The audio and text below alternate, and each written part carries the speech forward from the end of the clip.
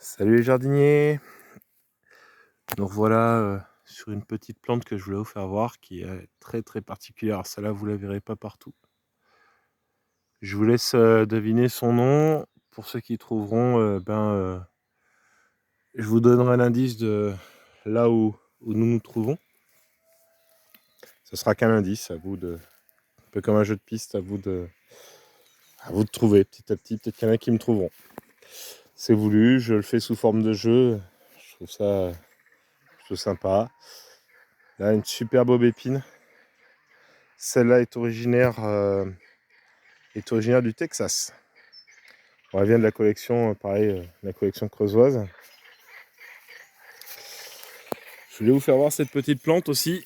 Alors là, elle est en concurrence avec un piédron, ce qu'il faut que j'enlève. C'est un lierre. Alors, c'est pas un lierre tout à fait comme les autres, c'est Hedera erecta. La particularité, c'est qu'au lieu de monter et s'agripper aux choses, en fait, il monte tout seul, tout droit, comme un arbuste. Donc, vous voyez, il va falloir que je supprime un petit peu la ronce qui lui tient compagnie. Voilà, voilà. Je vais vous faire voir ça. J'ai cette petite chose. Alors, c'est pas très rare, mais c'est pas commun. Alors, le Lysimakia, qui est une vivace que je vous recommande. Donc, elle pousse à peu près partout. Ça s'acclimate très, très, très, très facilement. Euh, à l'ombre, au sec, à l'humidité, même si ça préfère les zones un peu plus fraîches en ce qui concerne celui-ci. Et voilà. Donc je voulais vous parler de cette petite plante qui est vraiment une plante facile. Hein. C'est vraiment une plante voilà, sans souci. Elle colonise facilement. Si vous avez des endroits un peu ingrats, elle s'en accoutumera. Je vais faire un gros plan sur ses fruits. Qui sont les fruits de l'arbuste ou du sous-arbrisseau plutôt, qui est l'étoile d'argent. Voilà.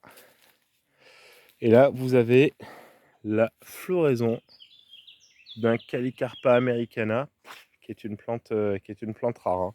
Celui-ci, je vous ferai voir les fruits à l'automne, parce que c'est surtout ces fruits qui sont intéressants. Un trollium, facile à reconnaître. Alors, vous voyez, je suis pas comment dire, un anarchiste du désherbage intense où tout doit rester. Non, non, non. Je me suis aperçu qu'en fait, les plantes arrivaient à bien se protéger, donc il y a une certaine limite, hein, bien sûr.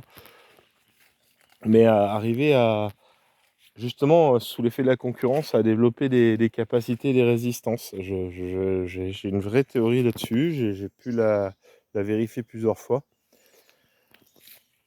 Donc après, voilà, si la plante étouffe, c'est sûr qu'elle va péricliter. Mais si avec un minimum de soin, on peut avoir de très beaux résultats. Vous voyez, j'ai un arôme là qui est en concurrence perpétuelle avec, avec du liseron ou avec d'autres choses.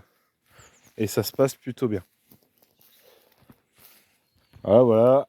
Là, typiquement, un autre hortensia, alors lui qui a chaud. Vous voyez, hein, les feuilles sont flasques.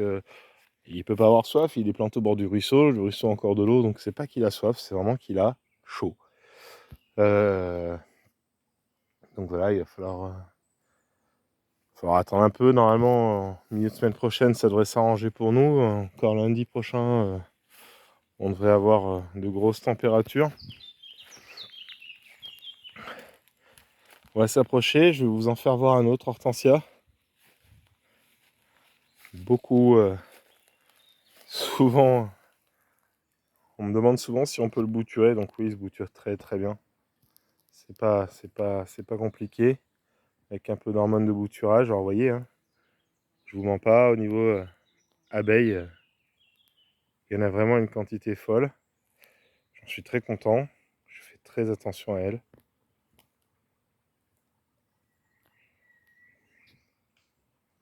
Sans abeilles, il faut savoir que l'homme peut mourir. Hein. Donc, il faut en avoir pleinement conscience.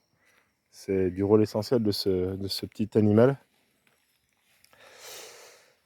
Sans faire de l'écologie bobo, hein. C'est pas du tout le but. C'est vraiment qu'on a besoin de tout. Hein.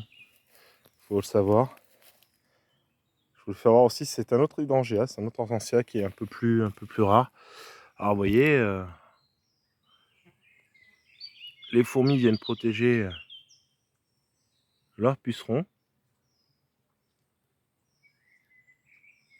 qui se délectent de la sève pour faire du miel. Ensuite, voilà. Et le miel, ben, les fourmis le récoltent. Parce qu'il y a du sucre dedans. Alors là, vous voyez, hein, je n'ai pas que des plantes rares. Alors si, il y a ça qui est rare et qui est même protégé dans la région, puisque c'est l'osmande royale. Cette fougère à grande palme, grande fronde, pardon, excusez-moi.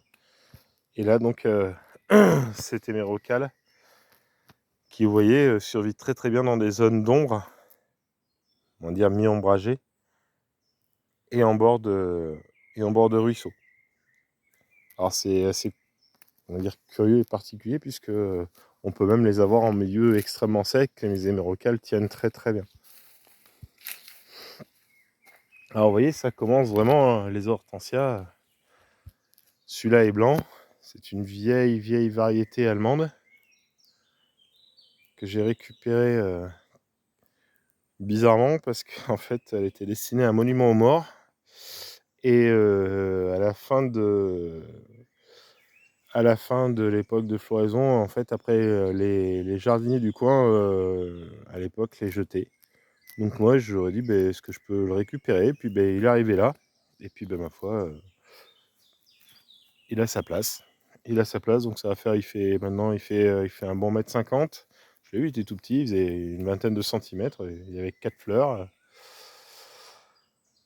Et puis, voilà, il a trouvé sa place dans la collection. Vous voyez, donc oui, il y a vraiment, c'est un jardin avec des plantes, une plantation très très hétéroclite, hein. Il y a vraiment de tout, alors des choses rares, des choses beaucoup plus courantes qu'on peut trouver à peu près partout. Même si c'est vrai, je dois bien avouer, un penchant pour les plantes rares, et pas juste pour dire j'ai des plantes rares, c'est vraiment pour en sauver certaines qui sont même en voie d'extinction pour certaines dans le milieu naturel qui sont ici. Alors ça, pour le coup, c'est pas rare, c'est pas protégé. C'est le myrtillier. Je vous ai parlé de cette plante il y a quelques vidéos déjà de ça, quelques mois. On l'avait vu en fleurs. C'est un Vaccinum macrocarpa, donc à gros fruits, un macrocarpa américain. Donc c'est un hybride que ma petite fille surveille du coin de l'œil de temps en temps, en vue de faire des tartes et des confitures. Donc on verra ça. Donc là, on a un autre hortensia, donc tricolore, qui lui est à la fête en ce moment.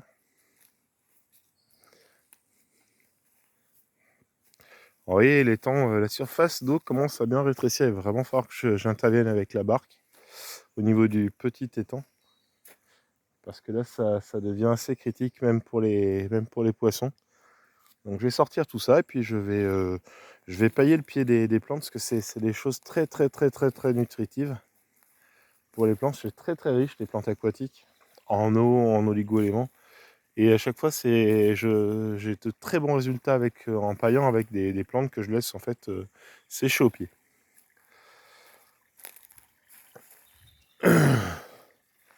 Vous voyez, toujours l'eau, hein, la présence de l'eau. Alors, on a de la chance cette année, ce qui n'est pas courant, par chez nous, c'est qu'on a encore de l'eau mi-juin, même presque fin juin. Et ça faisait très longtemps que je n'avais pas vu ça. Là, je vais essayer de vous faire voir ce magnifique hortensia, rhododendron. Alors celui-là vient, pareil, des contreforts de l'Himalaya. Il est originaire des contreforts de l'Himalaya. Et j'ai plutôt bien réussi à l'acclimater. On a cette petite chose aussi. Pareil, ceux qui me donnent la bonne réponse sur le nom de cette plante, je leur donnerai un indice sur où se trouve ce jardin. Et oui, seulement un indice. Là, vous voyez, pareil, un autre grangea paniculata, il fait bien ses 4 mètres. Maintenant, il arrive, il se bat, il se démène au milieu des érables du Japon et du magnolia Il y a des autres hortensias qui sont un peu plus bas, même des bambous. Je vais vous refaire voir cette beauté de la nature. C'est un autre cornus, un autre cornouiller, comme son cousin mongolicum qui est de l'autre côté de la propriété. Et là, il s'agit en fait de Yunanensis.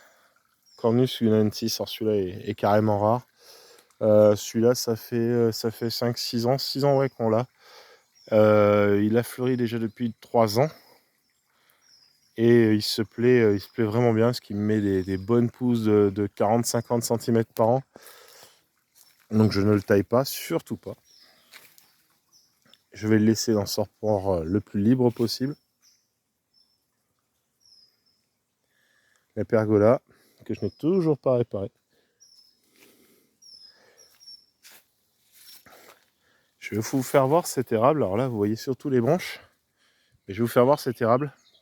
Parce que dans quelques mois, cet automne,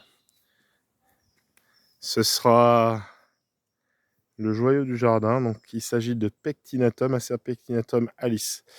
Il en reste très peu en France et en Europe même. Et je suis assez fier de celui-là parce qu'il se plaît beaucoup ici. Alors je fais attention à lui.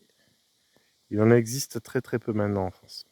Allez, je vous les quitte sur ces images de cet acer, ce magnifique érable. À bientôt les jardiniers.